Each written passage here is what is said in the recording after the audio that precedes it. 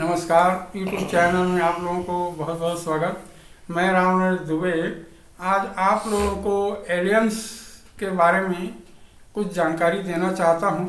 वास्तव में जो अपने खोज के अनुसार इसको बताना चाहता हूं कि एलियंस कौन है। एलियंस को सर्वप्रथम तो हमें अर्थ जान लेना चाहिए कि एलियंस क्या है।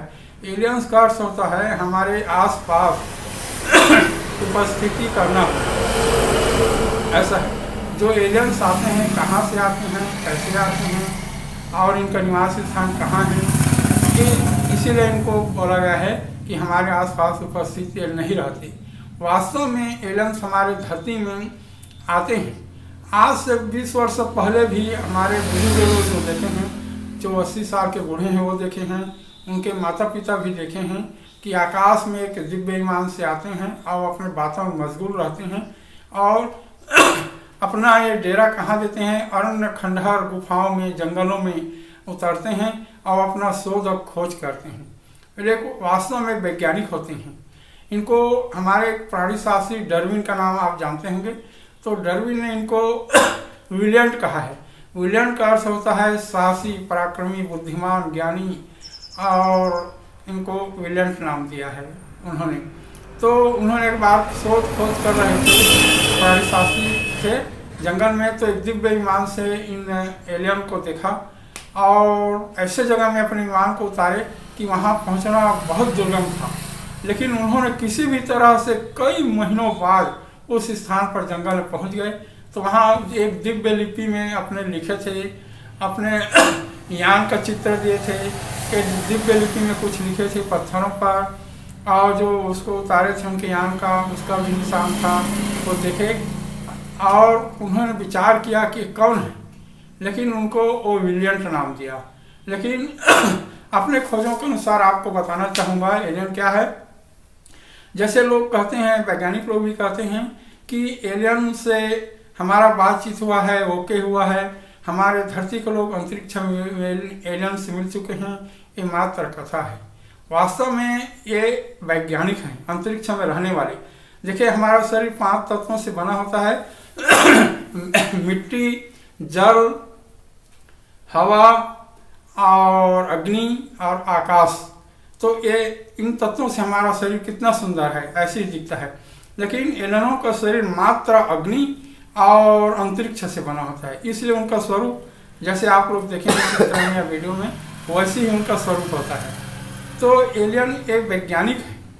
हमारे गीता में इसका वर्णन है कि ये लोग वैज्ञानिक हैं और जन्म पाते रहते हैं वैज्ञानिक रूप में और इस जगत के लिए खोज करते रहते हैं। हमारे सांसारिक जीवन को, जगत में रहने वाले लोगों के जीवन को अत्यधिक सुखमय बनाने के लिए, ऐश्वर्यमय बनाने के लिए वैज्ञानिकों का जन्म होता रहता है उस परम ब्रह्म की कृपा से।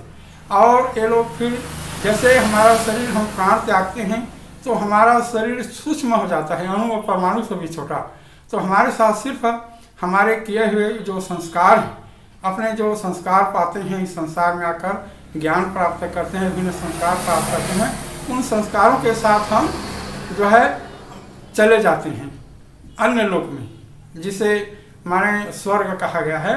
तो हमारा जन्म फिर होता है, तो उन संस्कारों से हम अपने आप को फिर बंधे हुए पाते हैं। वैसे ही एलियन ये वैज्ञानिक हैं, अंतरिक्ष में रहते हैं और उनका जन्म होता रहता है। जैसे कि कहा गया है गीता में इसका वर्णन है, भगवान ने कहा है, भगवान श्री कृष्ण ने गीता में है इसका वर्णन, अहम सर्वस्य प्रभो मत्तः सर्वं प्रवर्तते, मैं समस्त आध्यात्मिक तथा भौतिक जगतों का कारण हूँ, प्रत्येक वस्तु मुझमें से ही उद्भूत है, मैं ही ज्ञान हूँ, विज्ञान हूँ और दर्शन हूँ एवं सर्वशक्तिमान हूँ।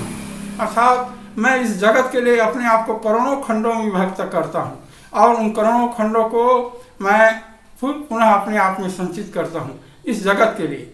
और देखिए महर्षय सप्त सर्व पूर्वे चत्वारो मनस्तथा मद्भावा मानसा जाता ये शाम लोग इमाह प्रजा। भगवान श्री कहते हैं कि मैंने ही उन सप्त ऋषियों को, मेरे जो आत्मबल से मैंने उनका निर्माण किया, जो सप्त ऋषि हैं और 4 जो महान ऋषि हैं, जैसे 4 महान ऋषि सनत, सनंदन, सनातन, सनत कुमार, ये महापुरुष हैं। इनको मैं ही नहीं बनाया, जिसे मैंने इस जगत को बनाया और अंतरिक्ष में असंख्य ब्रह्मांडों को निर्माण किया और असंख्य ब्रह्मांडों में असंख्य लोगों का निर्माण किया। वैसे ही इन सप्तऋषियों के भी असंख्य ब्रह्मांड हैं और असंख्य लोक हैं। वैसे ही जो 4 जो महान संत हैं, जो महापुरुष जान महान, जो आपको बताया सनत, सनातन, सनत कुमार, ये जो है इनका भी असंख्य ब्रह्मांड इन्होंने निर्माण किया और असंख्य लोक हैं। लेकिन उन लोकों में भी जीवन है, लेकिन वहाँ का जीवन इस जगत, इस धरती से जीवन से श्रेष्ठ नहीं, वहाँ भी जीवन है। इस तरह से ये भागवत गीता के अनुसार, भगवान श्री कृष्ण के अनुसार अंतरिक्ष में इनका जीवन है, अंतरिक्ष में रहते हैं और इस संसार में खोज करते रहते हैं। उस श्री हरि की कृपा से वैज्ञानिक रूप में जन्म पाते हैं, खोज करते हैं, फिर चले जाते हैं, फिर उनका जन्म होता है और इस जगत के लिए वो सब कुछ करते रहते हैं। तो एलियन ऐसा है जो श्रीमद् भागवत गीता में इनका वर्णन है। और देखिए इसमें ये श्रीमद् भागवत गीता है, इसी के 338-39 पृष्ठ में आप इसको पाएंगे, क्योंकि भगवान ने कहा है कि मैं हूँ ज्ञान हूँ, विज्ञान हूँ और अध्यात्म हूँ, दर्शन हूँ। इस जगत के लिए मैं करता रहता हूँ। असंख्य लोगों का मैंने निर्माण किया, वहाँ भी जीवन है। और मेरे इन शक्ति संत महात्माओं ने भी निर्माण किया, वहाँ भी जीवन है। तो इस बात को माने गीता में वर्णन है।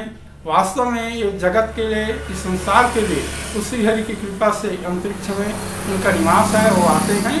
तो एलियंस के बारे में यदि ये वीडियो आपको पसंद आया होगा तो सब्सक्राइब करें और अपने मित्रों में शेयर करें। जय हिंद।